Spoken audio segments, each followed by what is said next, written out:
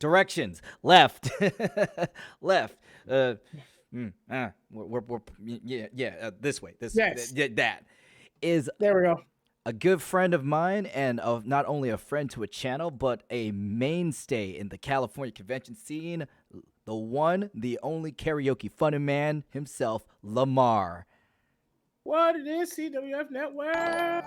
Nice to be here. Thank you for inviting me. How you been, bruh? Oh, thank you for the hosting. Yes, Lamar. For those who don't know, Lamar has, ever since he hosted a legendary 12 panels, Armor Jaw, thank you for the follow. Ever since he hosted the legendary 12 panels at Anime Los Angeles, Lamar has been a force to be reckoned with, hosting 18 panels. See, I undersold you there. Not only showing various karaoke panels and how to sing, but is the main organizer of the Otaku Comedy Tournament, OCT, Yes. and has been building up the California stand-up comedy scene at conventions. And of course, what brought Lemar onto the scene from a performer standpoint is being the late comedy showdown champion of what year? 2016. Did you know that was? I think that was the year. Yeah, that was my retirement year. Yes, you haven't returned since, but I met. I didn't know how many good friends I was going to meet that year because it was the year I met you. I met my buddy Ben. I met Paul, Marcel. Michael. No, I met Marcel Marcellus was the a next. year later. Yeah, Alandi. Marcel was a year later. Andrew Alandi, aka Durlath, hostess with the mostest. But yeah, I do remember that. I do remember seeing you there, and I was so nervous to be there because at the auditions, you guys were just killing it. Like the first 10 people who went up was like, okay, these are the real performers, and the rest of us scrubs. Take it for somebody when you've been to a few of them. Usually, all the really good people go up early because, like, in general, when you really want something, you show up early for it. Yeah, this is true. And then that year they had a whole bunch of production with it. They filmed you guys, and then there's an entire video online of interviewing everybody about like, oh, why are you doing this, and how do you feel about doing all this stuff, which I think was hilarious. And I really love if AX put more love into LCS for that. But yeah, I met you. I met all of you guys in 2016. Complete fluke.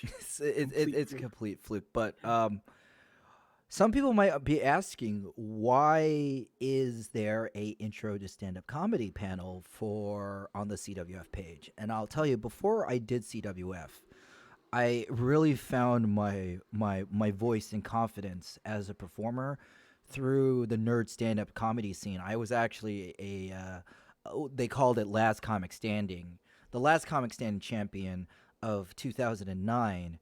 And because of that, I started going. Fuck. Yeah, I know. Like, God, right? I had hair back then. Gee. 10 plus years, bro. But the point is, for everybody listening, I wouldn't be where I would be without the stand up comedy scene, and I want to do what I can to help them out. And Lemar, not only being a huge supporter of anything I do as an individual, has helped us, the CWF, numerous times. So anything I can do to help get his brand out and, help spread this word. By the way, Lemar, what is your Twitch channel? Y'all better follow this guy. He's funny as fuck and can whoop your ass in Brawlhalla. This is true. I will beat the crap out of you in Brawlhalla. It's a free game on multiple platforms. But yeah, my Twitch channel is Lemar the Con Guy. That's Lemar the Con Guy for my Twitch, Instagram, and all that good stuff. Or you can check out my link tree. That's linktr.ee/Lemar the Con Guy. That's my handle all across my socials. So yeah. And you got to follow right there. Oh, thank you for following very much. Oh, hearts and stuff like that. Thank you, Claw Master. Let's go ahead and get down to brass tacks. This right here, this intro to stand-up comedy, is a offshoot of the Late Comedy Showdown workshop, We typically like to Yes. do this before we do the auditions. And oh wow, Audio Valkyrie, thank you for the follow too. Yo, man, this is some quid pro quo we got here, Lemar. It's fantastic. Thank you very much for uh, following all of us.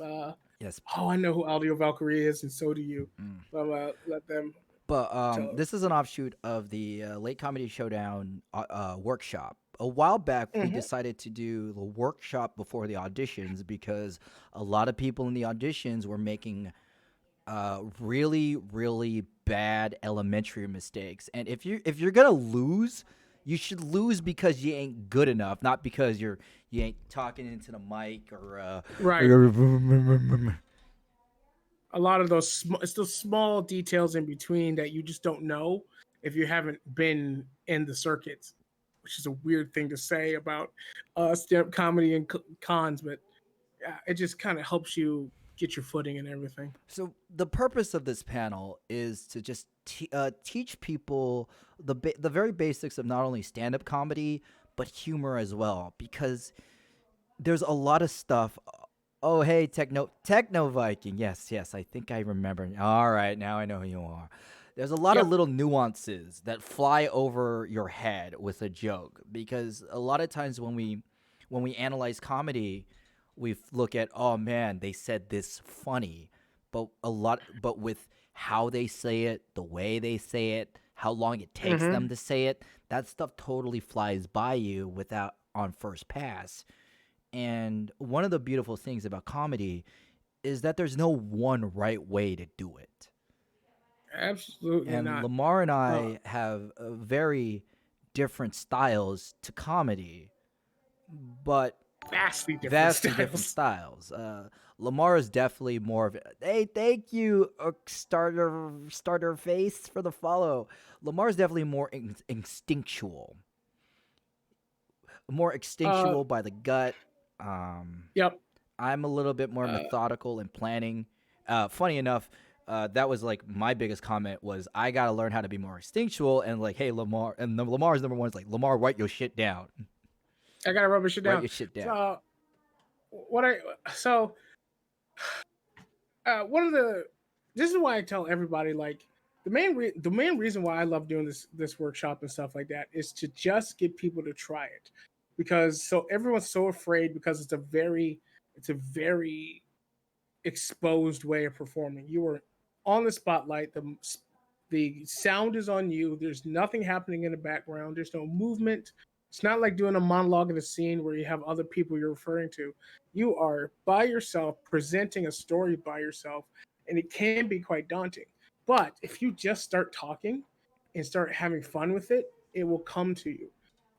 But going back to styles being focused, I'm far more of an improver. Give me a topic, I will riff, and I will riff until it doesn't work. Which is why Where Lamar's G, streams are one of the funniest streams ever, which is double why you should follow him. yes, very much follow me. I can make a joke out of almost anything, but but with that comes the downfall. With if I can't think of anything about the topic, then I have nothing to say. But with G and a lot of other comedians who are very far smarter than me, which I will admit, you guys are smarter than me. G can come up with the topic, work through that topic, write it down, and perform it regularly because they already have that information. And that's another way of doing comedy. And that's why I always bow to you. I keep calling you guys real comedians. I'm a comedian, but you intelligent comedians have a leg up. But the downside of that is you can't get out of your head We can't sometimes. get out of our head. This also I want to give a shout out to Paul, aka Black Skills, Black who skill. is like the guru on the top of the mountain when it comes to his ability to break something down on a technical level. The guy understands comedy so well, and he's our lead judge. And he would have been with us tonight, but he's not in a place with stable internet. But the point of the matter is that like like me especially, I'm standing on his shoulders with my knowledge. So Mm-hmm. Lamar, real quick, chat if you have any questions or want to ask us something. Feel free to type it out, and we will make sure to answer it if it's appropriate. Lamar, Heck where yeah. would you like to take this discussion first? So basically, thanks G for the great introduction and stuff like that. By the way, hello everybody. Once again, I'm Lemar. This is G. Normally, our buddy Paul will be here, but this is a comedy workshop. And basically, we're just going to go through what stand up comedy is, what it means within this world, tell you about LCS, and also my brand, the Otaku Comedy Tournament. Slightly different, but not as different as you think. Which is happening Uh, tomorrow, actually. which is happening tomorrow. We actually have the finals of the little quiet audition we had tomorrow, and that person is going to win a trophy and something else. I haven't quite determined what it is. I think I'm just going to book them for the very first convention that we're allowed to go to again. But basically, why do we do this in the first place? We do this mainly because this is a training ground. This is our NXT for those of you who like wrestling. This is our place to find new talent and then also allow those who are too shy to do it in front of a more mainstream crowd, like going to a uh, actual comedy club. That might be daunting, but the anime, the otaku community is actually very, very supportive of any comedy because they're desperate for entertainment during cons and stuff like that. Not to Which is mention, typically anime con attendees are a lot more accepting of other people. like wildly more like we accepting. will just because a lot of us have been bullied in our lives, your rope to hang yourself is a lot longer. You have a way more slack, and the space is very it's a very safe space. I know there's Yep. some people out there who are cringing at that phrase. If you are, you better work that out. But Lamar and I Yep. really practice having a welcoming environment. The days of like suck it up and take those insults, those days are over. You don't get good talent from that. No, you don't. And diversity in all aspects of the word is what we're actually really focused on. There's been a few changes that's happened in the last couple of years that I'm not advertising, but I'm very proud has happened. We're getting a bit more representation. It's not so much of a dudes club. And I'm trying to get more people to join outside of the standard box that you would see in a show. But anyway, uh, that's why we're doing all this. Blah blah blah. Good feels and good feels. Let's try to be relatable right now Mm-hmm. and telling about how we actually got started in this completely. Now we covered this a bit more when we first started, but I'm just going to tell you my story real quick. Um, 2016, I was pressured by my friends to audition for Late Comedy Showdown. I got through the finals and I won the entire thing. I've never done stand up before that day. I've never been on stage before as far as stand up comedy. I never thought about doing stand up comedy. And I just did it. I just did it and I rolled with it and I laughed. And I have broken down those videos 1,000 times on YouTube. And I can say I was not the better comedian, but I was just I was in the right position. But I did it and I got laughs. And that's the main thing. I got laughs. And we performed in front of people keep telling me we had like 1,000 people that night that year. I don't think it was quite 1,000, but it was definitely a couple hundred. um, and it just worked. I just did it. It was a fantastic. And once again, day one was the auditions. Day two was the finals, and that was my stand-up comedy start. So if Lamar I Lamar had the classic shonen hero, like the what's this? I've never done this before. It just whips everyone's ass in the first episode, and then like just spirit bombed the thing, some dude in the background with the glasses. That man, he could change the world. It was literally like that. Vincent definitely was the Vegeta's. Like I came back just for this. Um, but G, you was in LCS at AX. You won Two thousand nine. 2009, which is 11 years ago. How did you get started the whole thing in the All first right, place? How did you get your weeby start? before I answer that question, that's a good question. I want to go ahead and highlight Techno Vikings highlighted comment. Gee, it's talking Yeah. about the stand up scene. It's more accepting than many of the other places I've been at, especially since I've come out of the closet. I'm Yes. I'm really happy you feel safe in these places that we do. I really do. I really appreciate it, and I hope you continue to have fun with our places. This is what we're jumping topics real quick before we go into G, but I do want to make a small addendum to that. stand-up comedy is very live, very chaotic theater, live theater.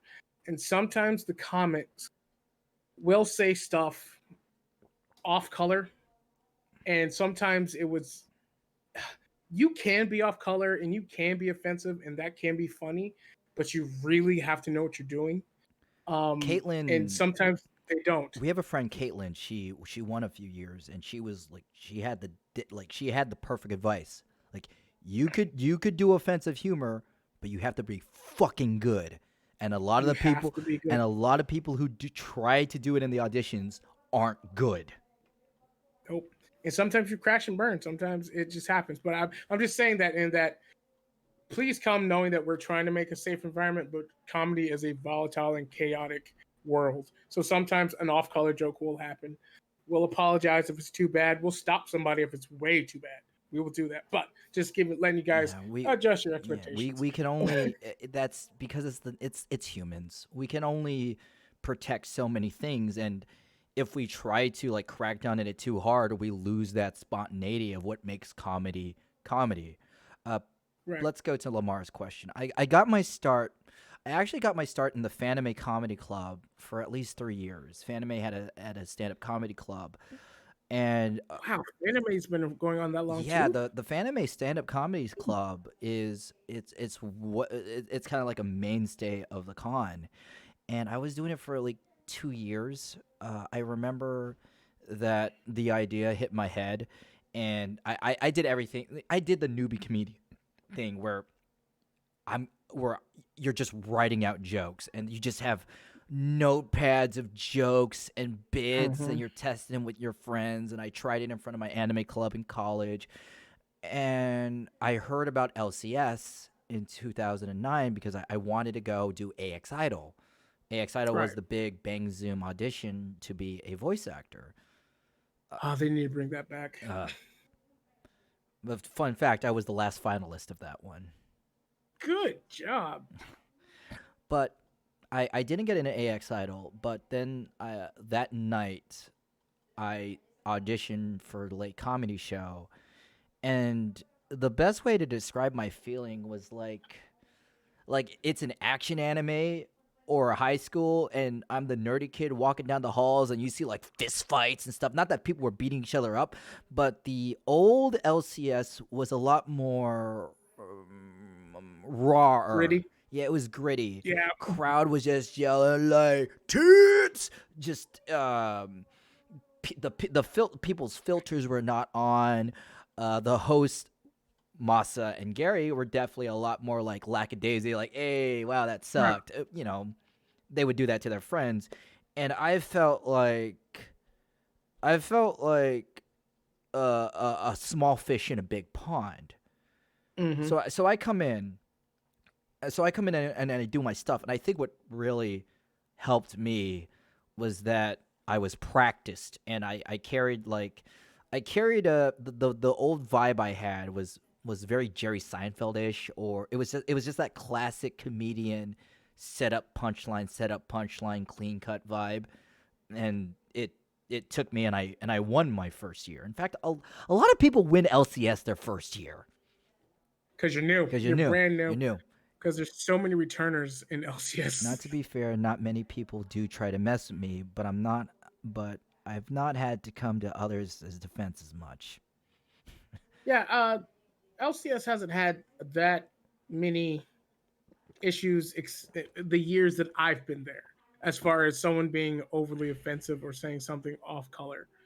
Um, Definitely, when Lamar and I took the reins, we kind of like steered it in this more progressive direction. yeah, trying to make it show because let me tell you, it's a good show. Like we LCS fills out a big hall almost every year. Hmm. And then Otaku Comedy Tournament is getting a small following. We go to smaller cons and we're getting pretty good coverage in Anime Los Angeles in January. It's just getting our name out there. So it's a good show. People enjoy it. We take care of our winners. They always win the tickets next year. They're asked to come back to judge the following year and stuff like that. So it's a pretty legit thing. And also for the smaller cons, you can't do competition, so I like to book them just to like, hey, let's do a stand-up show. It's a free ticket. It's 10 minutes of your time. Let's do this. So let's talk And about what makes a good stand-up comedian, or what you should look into when you want to do stand-up comedy. a good stand-up comedian. That is going to be a very good question. Um, for for me, what makes a good stand-up comedian?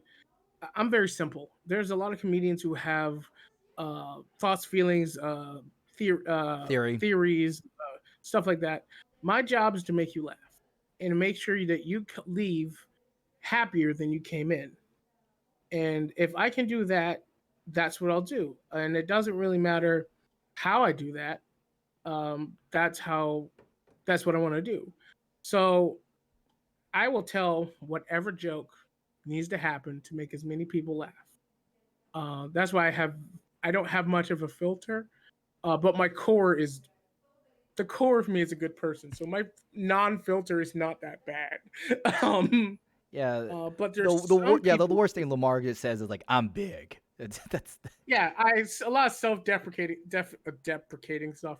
Although I did a show I went to a Brony convention up in San Jose, and I started doing my bit, and it was like, "No, you're beautiful. Stop making fun of yourself. We don't find that funny." I'm like, "Oh crap." Uh, uh, which is different audiences like different things. You have to learn how to read your audience. That's another. That's the one thing that bugs me about a lot of comedians. Um, is that their improv skills? It's not improv, but their improv skills are their terrible. course. It's very hard to. I wouldn't say it's improv. I want to say it's less improv because the jokes they're like, when you do it right, it's not about improv. It's more about proper course correction or reading the room. Yes, but what I will say is when you're in a large room with hundreds of and 1,000 people, everyone's going to act the same. It's a giant wave. You're not going to have too many outliers doing stuff uncouth, right? But the smaller rooms of less than 100 people, 50 people, 20 people, 10 people, you're going to get someone who laughs a little too extra, someone who says something in the audience, someone who's, ribbing you. Heckling still happens. Being able to navigate through that and make a better position while that's happening is part of being a stand-up comedian, because you're not always in those perfect situations where you're in large rooms of people following the same path. Sometimes you need to be able to control the audience, and audience control requires improv because every audience is different. Good counter argument. Thank you. But what about you, G? Coming from the side of people who do prepare, to those who do write down and can perform twice the same joke twice, what is your thought about what makes a good stand-up comedian? I think it's just very, if we just want to like look at it in the most reductive way possible, a good stand-up comedian is just someone that makes the audience laugh constantly, or at the very least makes you not check your watch. Yep. Now how we get to that and the elements that go into a comedian, like on a technical level, are very different. But I think for me, if I had to distill what makes a good comedian, it's saying the right joke the right way at the right time. Just different every goddamn time. It's different every time. And which is why Like, we're here to help you. Is there any chat type 1 if stand-up comedy is something you want to do, or at least has crossed your mind, like that would be kind of cool if I did. So that mhm. way Lamar and I could help read the room and really adjust. Bam, WizKid, hello. Thank you. Hey, thanks for showing up. I know, WizKid, not wonderful 101, but totally wonderful that you're here. Welcome to the show, WizKid. If you Nice to type see you. in 1 or are thinking about typing 1, we're here for you. Yeah. Um. Once again, I had such a unique start that my view upon it is just try and burn and crash, burn, and some of the bigger comedians should know better. The the the the the Louis C.K.'s, the Chris Rocks, all those comedians, they should know better. But understand that when you're trying to be a comedian and you're working on a joke and you're doing that joke and it's kind of uncouth, you're gonna crash. You're gonna burn. Your jokes aren't always going to land right. And that's the learning process. That's why you go to open mics to crash and burn and adjust. And let me tell you something. Let's have you been to an open mic yet? You've probably been to plenty of open mics in No, your I career. have not been. Oh, That's like the last threshold for me to cross, and I'm not gonna front. I'm not gonna front and talk about, well, speaking from experience. No, but I do know that it's a beast of a different color. it's a different beast. So after I did LCS, I went to open mics for about 4 weeks. I can tell you it's a completely different beast, but it's a very important beast for those of you who need to Oh, work. Aisha Tyler still does open mix. Oh yeah, all comedians do open mics. Kevin Hart recently had an interview where he does his set for about a year just working on the set before he records it. So he works on the set for a year in different types of open mics and then paid gig events.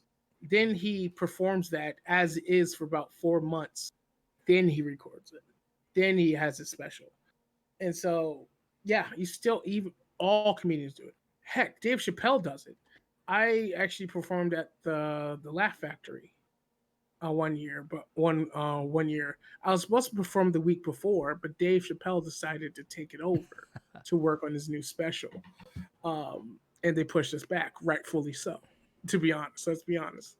Um, but yeah, you have to go to open mics, and open mics you're gonna find a bunch of unfunny people, and you're gonna find a bunch of funny people who are not getting laughs, and that is all because everyone's just so focused on what they're doing. They're focused on their own jokes. But let me tell you something: if you get a chuckle, that's fire. You basically brought the house down. Let me just that's what open mics are like. Because if you can make someone who's trying to focus on their own set unfocused for a second to understand what you're saying, you have landed a good joke, and you need to continue to work on that. And then you actually polish it out by doing, small shows and things of that nature. And but that's just pretty much how you work on stuff. Like working on jokes, that's going to be your area, G, of exactly how you work through a joke. I say what comes to my butt, and then if it's good, I will try to remember it. But the only joke I have is my McDonald's joke. Let's actually start there. I think that joke creation is what it's gonna be your fundamental. Until Mm-hmm. you get to a place where you're like Lemar or Soap, or you're just either through work or being blessed with talent, you will need to conceive your joke from the ground up.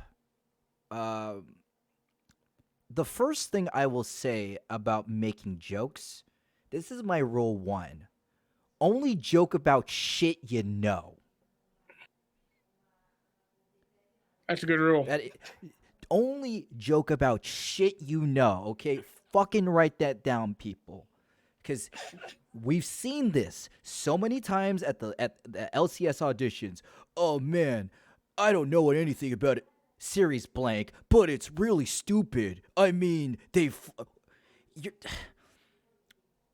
the audience doesn't know what's funny, but the human brain can pick out insincerity. And if you're coming in with surface level critiques, oh, Lamar's hair is big, that's not funny because people know this shit. A great example of someone is, I'm going to use Dave Chappelle as an example. When Dave Chappelle Okay. talks about shit he knows, race relations, what it's like to be black and coming in with the police, that's funny as fuck. When he talks about transgender people, which he's not equated with the issues, it comes off offensive because one, the jokes weren't that funny, and two, he doesn't have enough of that intimate knowledge to actually ride that line and make it good because he was talking about shit he doesn't know. Right. Yeah, that was when I heard those jokes. I'm like, whoo, Yeah, that's yeah, that was rough. yeah, it was rough, and you could clearly tell it's like people will know when you're trying to fake shit, right? Yeah. And in reality, for me, what makes a joke funny is pointing out something that the audience knows but doesn't know that they know. That's the fundamentals of observational humor. Yeah, pointing out the cracks in Yeah, the the cracks, kinks in yeah, the armor. the kinks in the armor, or just stuff that we take for granted. WizKid writes, I Yep. agree.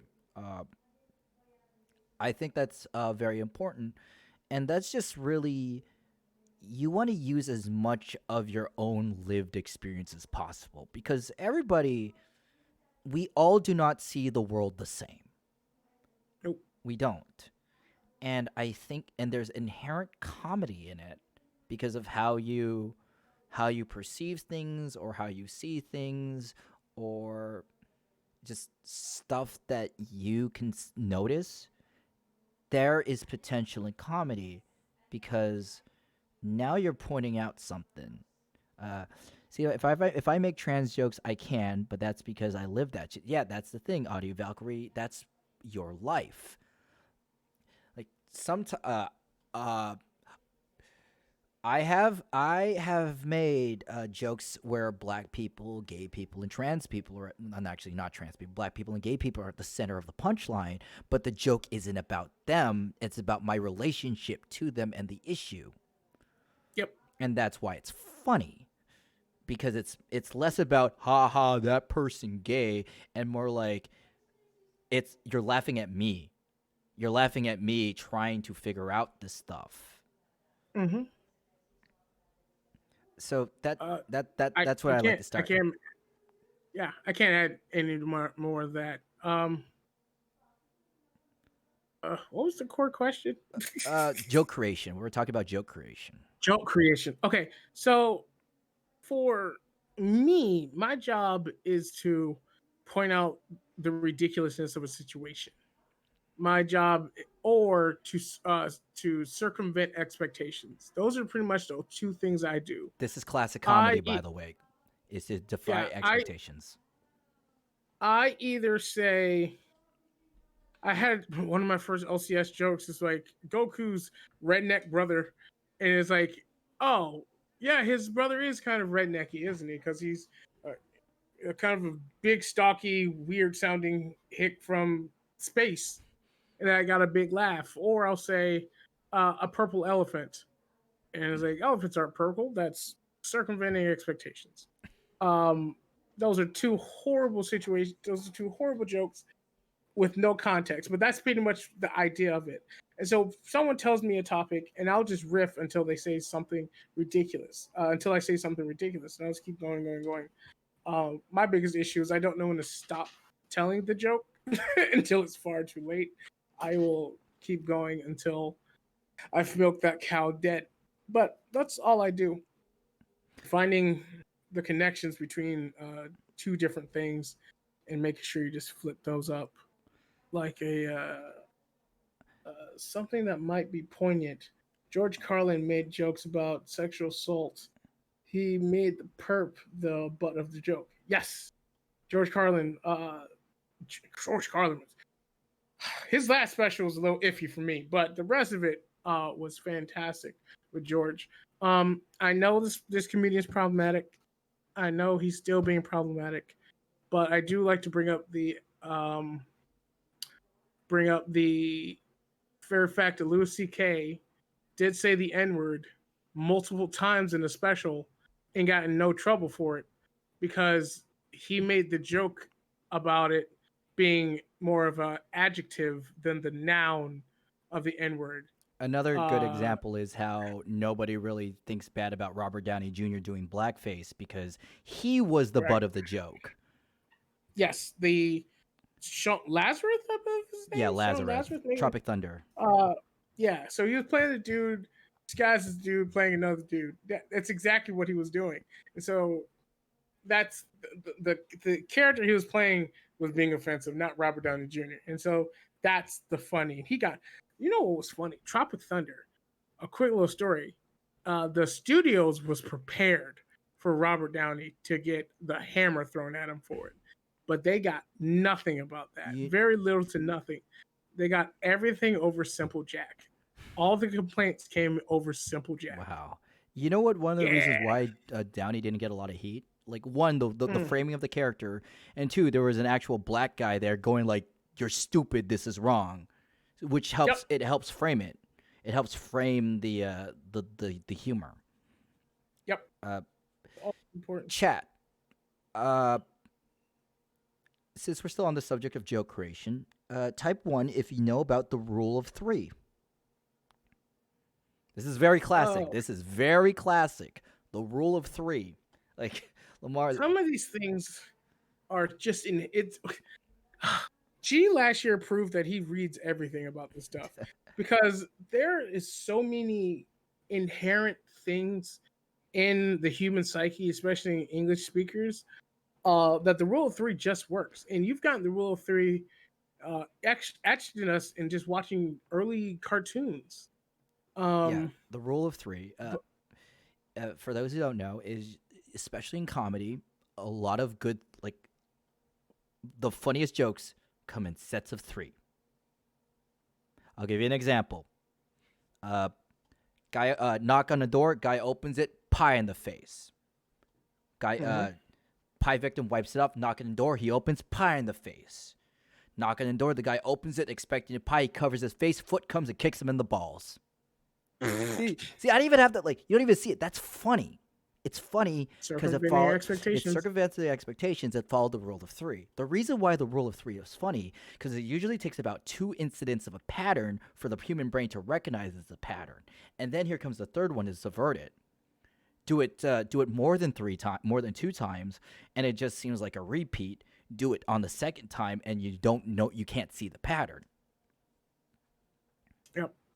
So the rule of 3 plays out a lot in comedy because they'll say something like, here's a classic one. Yo, sup, Anime Expo? Yo, man, I did it all. I watched anime. I spaked the hentai, and then I murdered my grandma. Right there. See, that's the rule of 3 right there. That's the rule of 3 right there. That sounds like someone's opening It, to it it's LCS some it sometime. is someone's opening. It's someone's Is opening. that open? Is that your No, it opening, was G? not. No, I'm just saying Uh, it probably is. Right after, oh, it probably how many is. people love anime? Woo! Oh god. Oh god. Chat, if you have any questions for us, we're definitely here to answer any questions and stuff like that. Yeah, and we also have a special program tonight at 9 on this channel. We do. We It's do. going to be fun. It's going to be my first time doing such a special program. So make sure you stick tuned to watch that. Actually, Lemar, how about we get you to share some knowledge? Mm. How do you, when you're up on stage, what are certain things that you look for in the crowd or look for yourself to make a good performance in terms of what jokes to bring out or who to direct the jokes to or how to let certain jokes bleed out to make them funnier? So, So now we're talking less about the uh, joke writing and more about the application of the jokes. you're talking a lot about audience control, which is something you really have to learn as you start getting into bigger audiences, or they'll just eat you alive. Um, so my biggest thing, especially when it comes to conventions and stuff like that, is I like to explore the convention before I do a show. I always go either a day early or as early in the morning as possible to walk around the convention, get to see what kind of the themes, the stuff's happening. Rather, this is a sports theme year. Rather, there's an unnecessary amount of one type of cosplay. Rather, there's a communal agreement that there's something wrong, right? And then after that, I take in account the venue. Is it a large venue? Is it a small venue? Or did they put us in the middle of a room, in the middle of a hallway where 1,000 people can hear us whether they want to or Is not? the AC Um, busted? the AC busted. Um, and then after that, my job, once I get there, is to make the audience laugh. And I do that by acknowledging the awkward. I will acknowledge awkwardness. I will put it straight forward. If we're in a small room that has no AC, I'll look at everybody and going, "Y'all must want to laugh because this bitch is hot," and just start with that. You know, bring it to a bowl. That generally will get a laugh, and then I'll talk to people. You know, I'll get them engaging. The number one thing you do is you have to get the audience to engage with you, not talk. If you get the audience to start talking, you've messed up. Trust me, it's going to take forever to get them to shut up. But if you can get them engaging, um, 2019 and 2018, I was able to go on that stage, not say a single word, and get the audience to laugh. All I did was I went on stage, I flipped them off, and they started laughing. That's all I did, and it was great. Uh, uh, Timing is everything. Timing. Another big thing is timing. In my honest opinion, I think comedic timing is stronger than a punchline. You could Oh say, yeah. uh, you could say, you could just say anything at the right time, and it'll be funny. Watch, Lemar. Please ask me how's the weather. How's the weather? Fuck you. There's nothing funny about that. No. There was no setup. There was no rule of three. There was nothing witty about that line. It was just a a phrase said at an unexpected time, and that was funny. It was. Um. Oh, this is something that actors have to deal with as well. But don't be afraid of silence. Don't be afraid of silence. If you're in control of a situation, you can use silence to your In advantage. fact, I'd argue that silence is actually really good because if the silence means the crowd wants to hear the next thing. Yes, they're locked in. They're paying attention. Um, I challenge the more developed comics. Get on stage and don't say anything for a little bit. Just get on stage, look at people. Oh, there's a comedian we've worked with.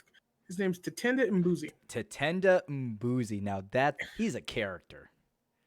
That he's more of a character actor and a performance artist and stuff like that.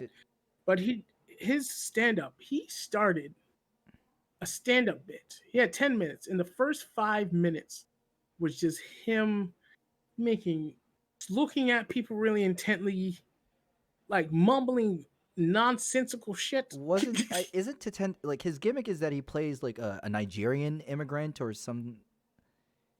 Yeah. His core gimmick Oh, is that he would hello. one moment. How's it going? Robbie, the panel, the game will be at 9. We're actually doing our panel right now. Oh, sorry. That's okay. No problem. Tatenda is Quick, Lamar, make a joke right there. But anyway, I was talking about leveraging the situation, but that's funny too. I know. I just couldn't think of anything, so I said butts and still gotta laugh. See? Well, Tatenda's whole thing is that his core joke is that he pretends to be from Nigeria. He tends to be an actor from Nigeria after he lets down that first thing, and then he drops that act as well. So that's the rule of threes, where he's doing one ridiculous character, then he jumps to another character that's not ridiculous but still meets expectation, because Tatenda is the blackest mofo you'll ever meet. His name's Tatenda. And then his name is Tatenda.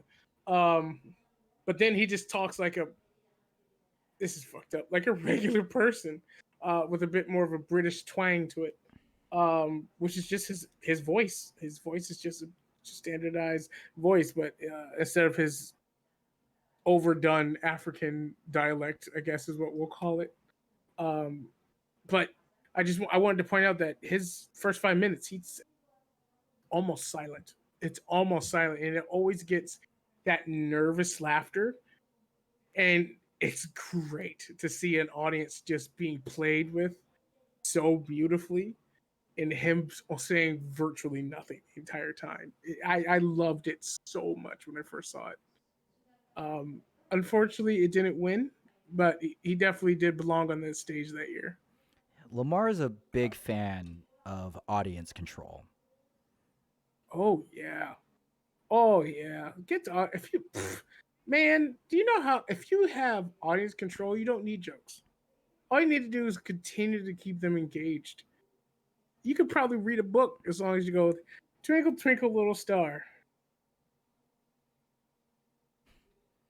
I wonder, just keep going. It doesn't matter if you can control an audience. It's fantastic, and it's helped me more than once when I've had nothing to say. Um, Especially when I do this one show called Make Weebs Laugh. That's all audience control. Oh my god, I, you have to see that show. Oh when yeah, you did see that show. oh, yeah, I was there. Uh, That was insane. when I think about audience control, uh, oh fuck, I forgot.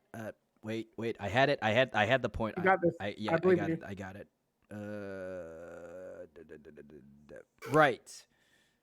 When it comes to audience control, there's a level of comfort that you are violating internally within yourself that you have to not listen to. It's like, shut up, say something.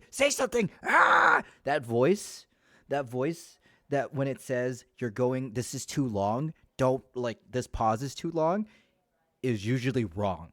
Whenever you think it's awkward, you give it another 5 seconds.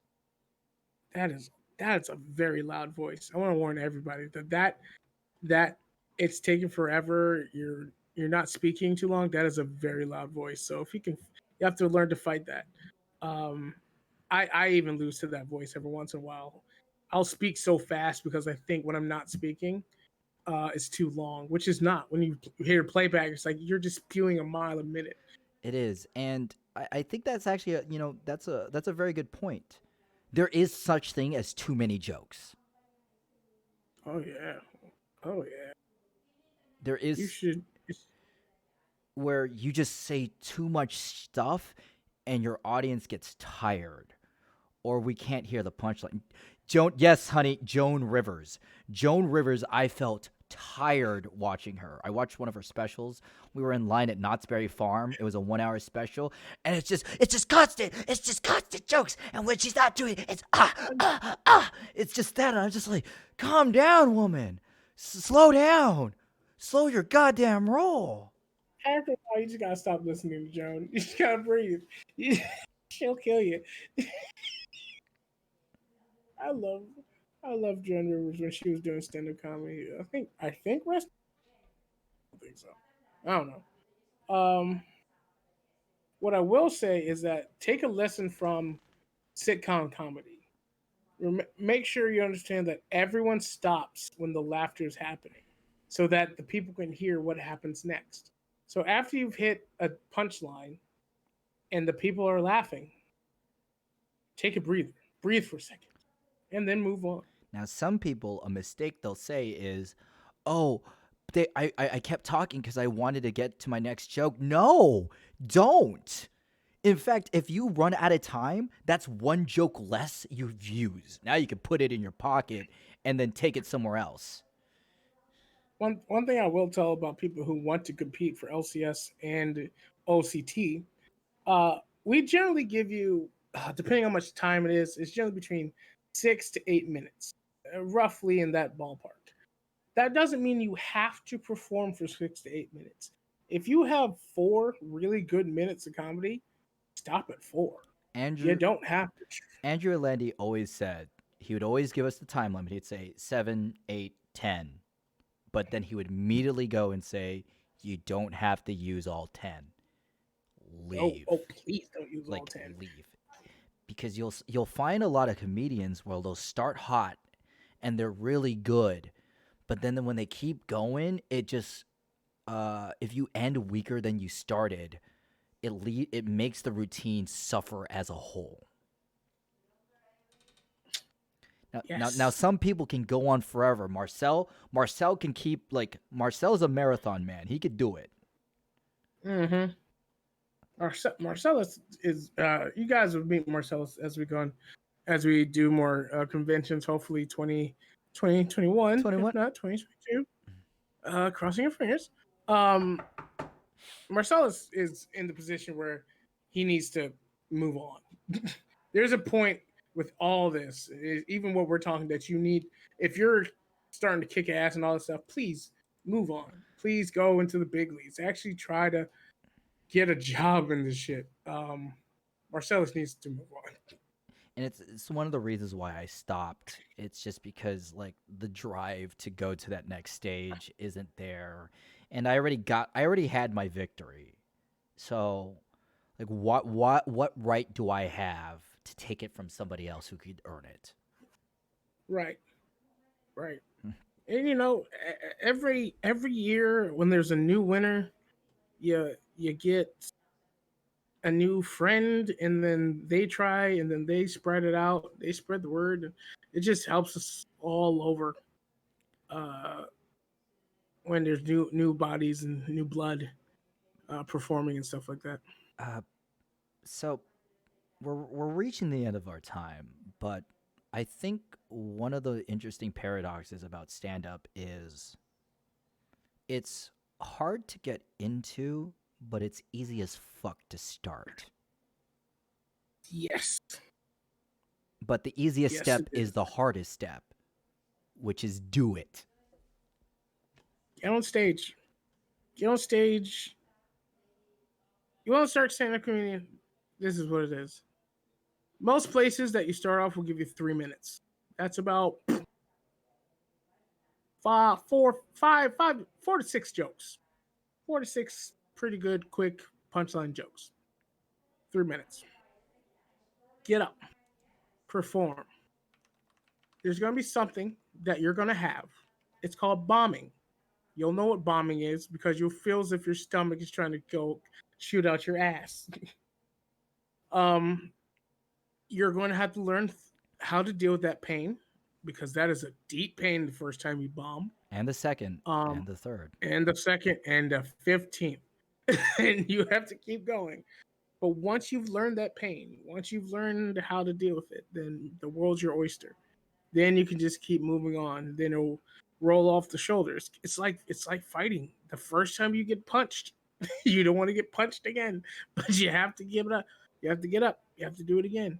First time you skate, you bust your ass, and then you get up, bust your ass again.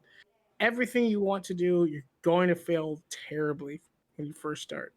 Except for me, I'm an anomaly. But the third time I got up, I bombed terribly. Oh my god! When my first show after LCS 2016, I did it for a regular crowd. I froze.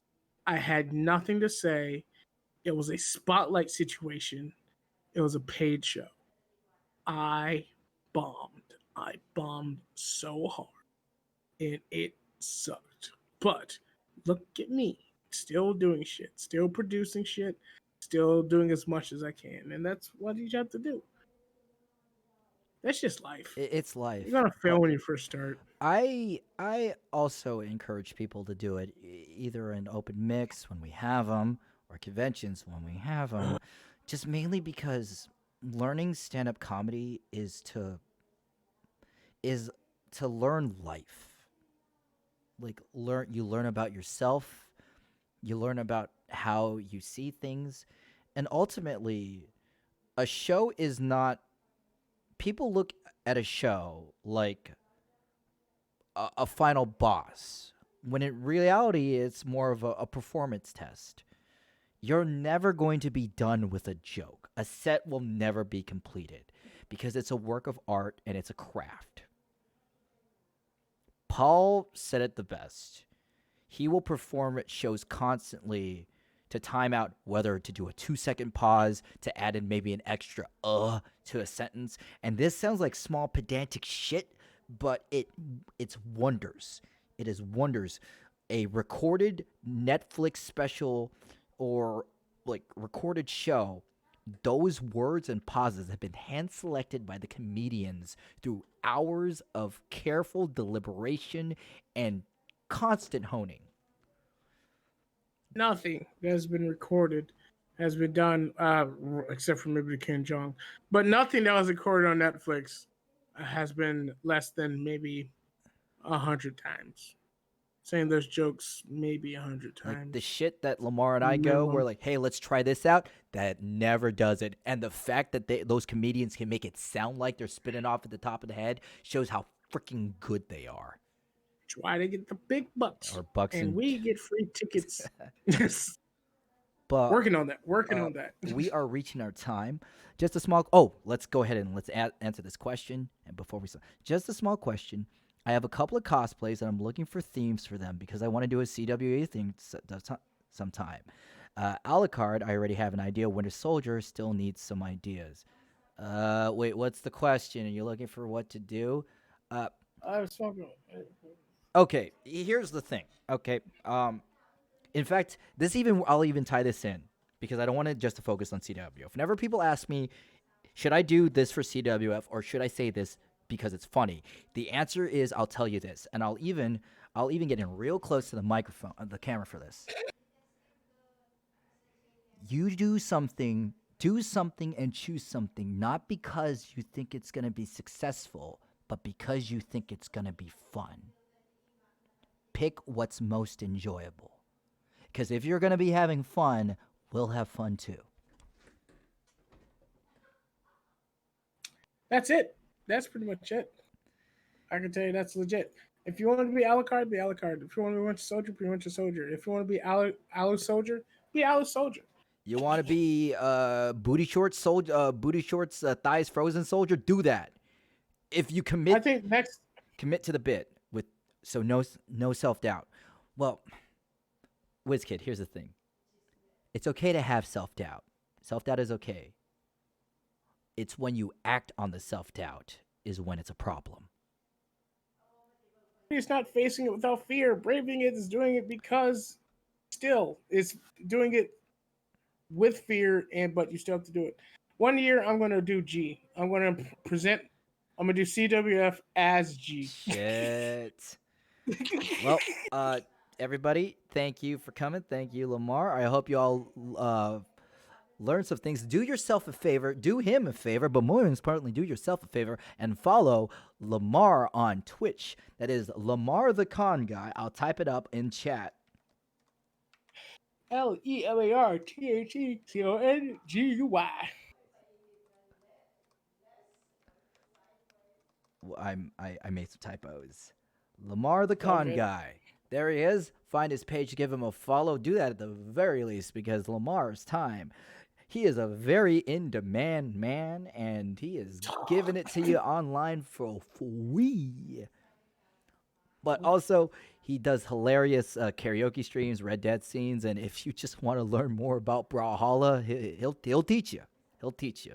But we're about to start our next panel, which is Lemar and some members of the CWF will be playing Worldwide Wrestling on this channel. We are going to be making some original characters, and they're going to wrestle. It's going to be fun. Lemar is actually a huge Dungeons & Dragons fan, and I've been telling him about this game for months. So I'm going to be happy. So if you want to see like Lemar in his unfiltered glory, stay tuned. We're going to go right there. But hey, signing out, this is G with my co-host, Lemar. We'll see you in a few minutes. Let's get out of here.